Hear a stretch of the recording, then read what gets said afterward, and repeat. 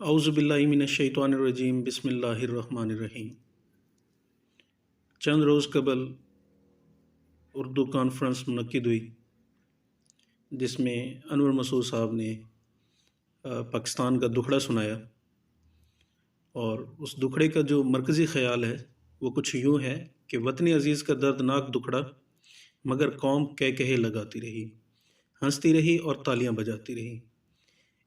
اور انور مسعود نے یہ بھی کہا کہ اس عمر میں اپنے کپڑے نہیں اتروانا چاہتا۔ 60% عوام جو ہے وہ غریب ہے اور 40% جو ہے وہ فوج ہے۔ امیروں کا پاکستان سے کوئی تعلق نہیں ہے، وہ لوگ اپنے بچوں کو مسلمان کروانے کے لیے لندن بھیجتے ہیں۔ باجوہ صاحب نے کہا تھا کہ وہ سیاست سے پرہیز کریں گے۔ یہ جتنے بھی تاریخی جملے ہیں یہ مشہور رائٹر انور مسعود صاحب کے کہے ہوئے ہیں، اور آگے ان کی پوری جو ہے آپ ویڈیو میں۔ معزز خواتین و حضرات، شاہ صاحب نے جتنے کام کیے ہیں اس کے لیے ستارے امتیاز کی کوئی ضرورت نہیں ہے۔ بہت بڑے بڑے کام کیے ہیں، یہ تو ایک تمغہ ہے جو ان لوگوں کو ہی مل جاتا ہے جنہوں نے کچھ نہیں کیا ہے۔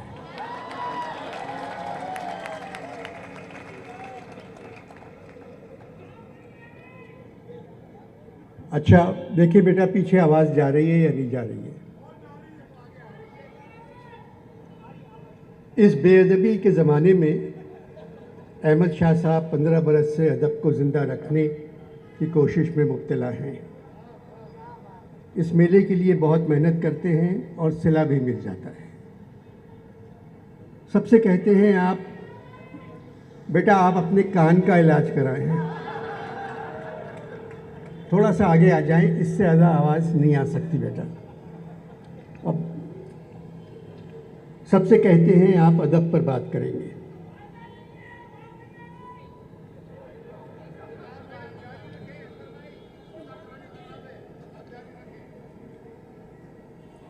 سب سے کہتے ہیں آپ ادب پر بات کریں گے، صرف مجھ سے کہتے ہیں آپ پاکستان پر بات کریں گے، جبکہ پاکستان کا ادب سے کوئی تعلق نہیں ہے۔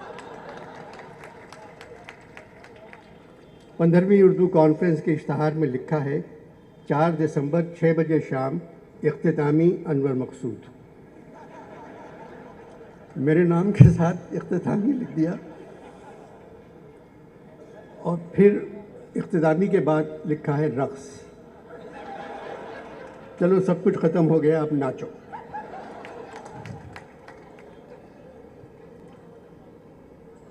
عوام کے لیے دل دکھانے کا تصور پاکستانی سربراہوں کے دور حکومت میں قدم قدم پر میسر آ جاتا ہے۔ ہر حکومت نے غریبوں کو جانور سمجھا۔ 75 برسوں سے یہ جانور کٹھن زندگی گزار رہے ہیں۔ روٹی کے لالے، رات کی نیند حرام، گرد و غبار میں چھپے ہوئے چہروں کو یہ لوگ صرف الیکشن کے زمانے میں دیکھ لیتے ہیں۔ ایسا لگتا ہے معاشرہ دل سوزی کے نام سے آگاہ نہیں ہے۔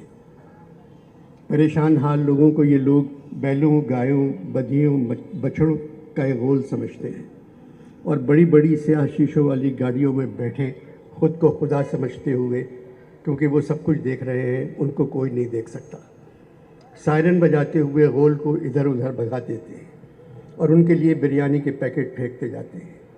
بچے بھاگ بھاگ کر پیکٹ اٹھا لیتے ہیں، بڑے نہیں اٹھاتے، وہ کہتے ہیں بچوں کو تو زندہ رہنا چاہیے۔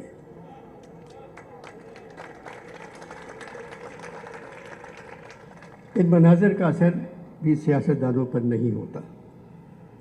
گاڑیاں گزر جانے کے بعد لوگ خاموشی سے واپس چلے جاتے ہیں، جس طرح جنازے کا خاموش جلوس دفن کرنے کے بعد گھر لوٹتا ہے مایوس ہو کر۔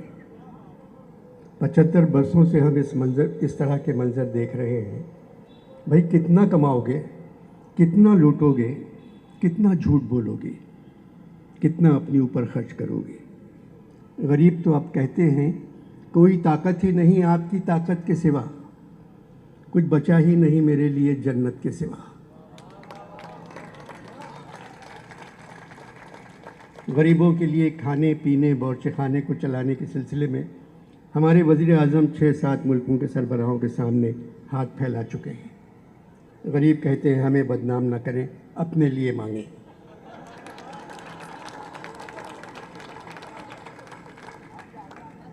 ٹک حرص و ہوس کو چھوڑ میاں، یہاں میاں کا لفظ بہت اچھا لگ رہا ہے مجھے۔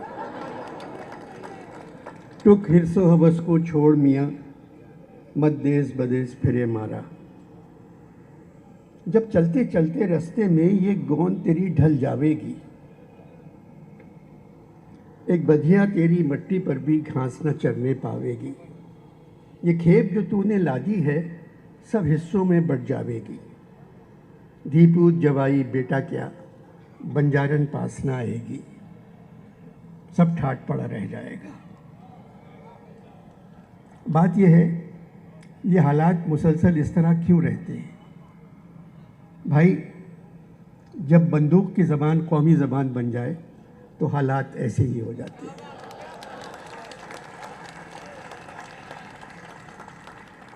اسٹیج پر آنے سے پہلے شاہ صاحب نے میرے کان میں کہا، انور بھائی آپ کے پاس 30 منٹ ہیں۔ میں نے پوچھا آپ سے کس ڈاکٹر نے یہ کہا؟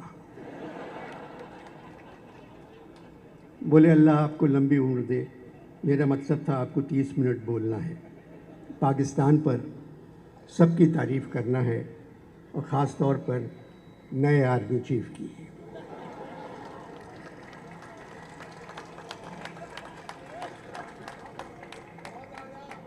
میں نے کہا شاہ صاحب عاصم منیر صاحب کی تعریف تو سب کر رہے ہیں، فوجی بھی، ان کے دوست بھی، ان کے محلے والے بھی، نیک، شریف، نمازی، ایماندار، بہادر، اپنے پیشے سے محبت، وطن کی عزت، پرچم کی قدر۔ ان کے ایک پڑوسی نے ٹیلی ویژن پہ کہا میرے ساتھ گلی ڈنڈا کھیلتے تھے۔ اب فرق ہو گیا ہے، گلی پڑوسی کے ہاتھ میں ہے، ڈنڈا عاصم منیر کے ہاتھ میں آ گیا۔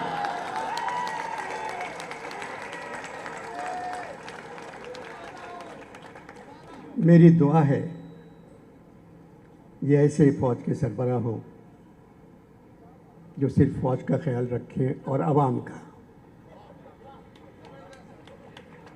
باجوہ صاحب نے اپنی الوداعی تقریر میں کہا تھا، فروری 2022 فوج نے فیصلہ کیا ہے کہ وہ سیاست سے پرہیز کرے گی۔ بہت اچھا فیصلہ ہے۔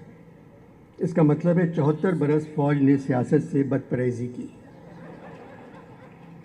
بدپرہیزی کا مطلب ہے بے اعتدالی، بے احتیاطی، عیش، فضول خرچی۔ ایسا نہیں ہونا چاہیے تھا۔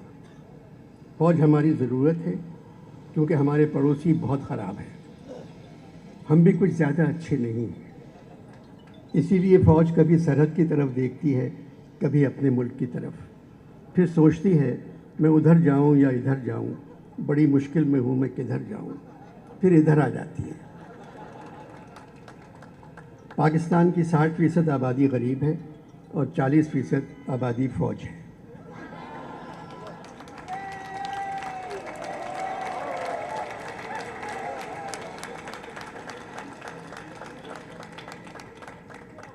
امیروں کا پاکستان سے کوئی تعلق نہیں، وہ اپنے بچوں کو مسلمان کروانے بھی لندن بھیجتے ہیں اور کہتے ہیں یہاں مسلمان ہونے کی سہولت نہیں۔ بے روزگاری، بدحالی، مہنگائی، پریشانی، پشیمانی، اداسی ملکوں پر بادلوں کی طرح چھا گئی ہے۔ کسی کو احساس ہی نہیں ہے کہ وہ اس ملک کے ساتھ کیا کر رہے ہیں۔ کہانی پاکستان کی سنیں گے آپ؟ قصہ میرا سنو گے تو جاتی رہے گی نیند، قصہ میرا سنو گے تو جاتی رہے گی نیند، آرام چشم مت رکھو اس داستان سے تم۔ یہ کہہ کے جو رویا تو لگا کہنے نہ کہہ میر، سنتا نہیں میں ظلم رسیدوں کی کہانی۔ کہانی ظلم رسیدوں کی ہے۔ مجھے شاہ صاحب کی بات یاد آ گئی، انور بھائی آپ کو بولنے کا چیک جب ملے گا جب آپ لوگوں کو خوش اور ہنستا ہوا رکھیں گے۔ شاہ صاحب جو کام حکومت کا ہے وہ مجھ سے کیوں سونپ رہے ہیں؟ حکومت کا کام ہے لوگوں کو خوش رکھنا اور ہنستا ہوا رکھنا۔ حکومت نے عوام کو ہنستا ہوا تو رکھا ہے، عوام وزیر اعظم اور تمام وزیروں کے بیانات پر گھنٹوں ہنستے رہتے ہیں مگر خوش نہیں ہیں۔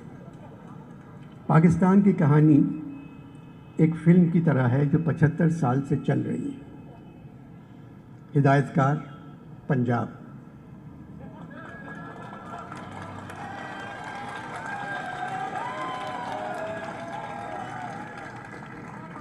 ہدایت کار پنجاب، شوٹنگ بلوچستان میں ہوئی ہے۔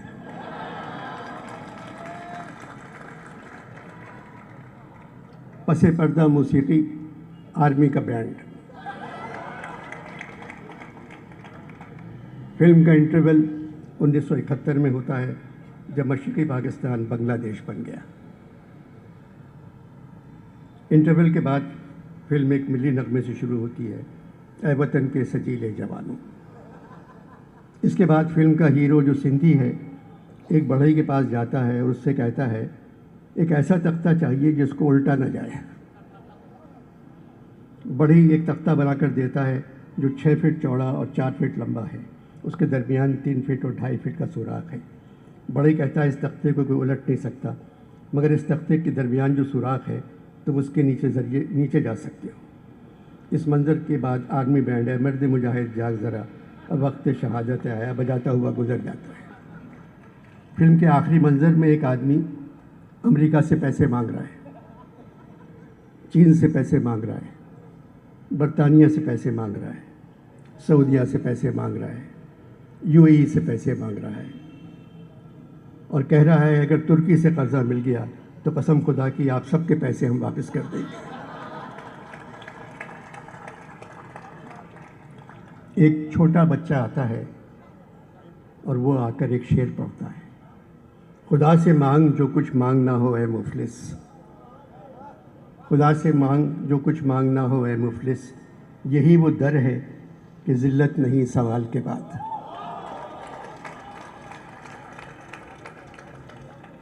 وہ آدمی بچے سے کہتا ہے اللہ میاں ڈالر کیسے بھیج سکتے ہیں؟ بچہ کہتا ہے پچھلے سیلاب سے بڑا سیلاب تو بھیج سکتے ہیں۔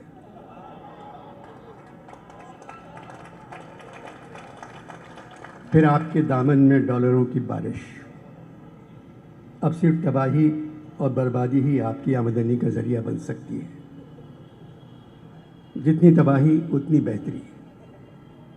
بیٹے تم تو قیامت کی بات کر رہے ہو، محترم قیامت تو آ چکی ہے۔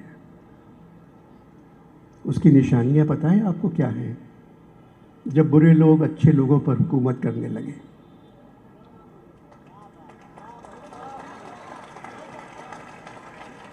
جب جھوٹ سچ کو مار دے، جب عدالتیں کسی اور ادارے سے فیصلہ آنے کا انتظار کرنے لگے،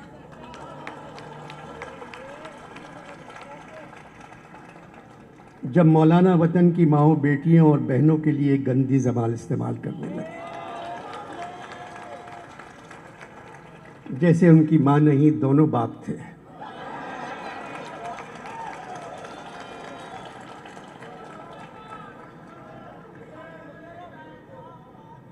تمہیں کیسے معلوم برے لوگ اچھے لوگوں پر حکومت کر رہے ہیں؟